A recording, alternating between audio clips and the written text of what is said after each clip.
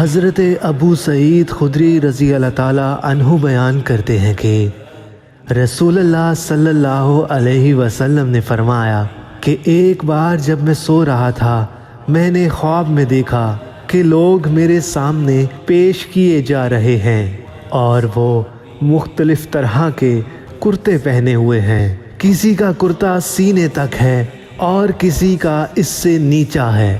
پھر میرے سامنے عمر بن الخطاب لائے گئے۔ ان کے بدن پر جو کرتا تھا اسے وہ گھسیٹ رہے تھے، یعنی ان کا کرتا زمین تک نیچا تھا۔ صحابہ نے پوچھا کہ یا رسول اللہ اس کی کیا تعبیر ہے؟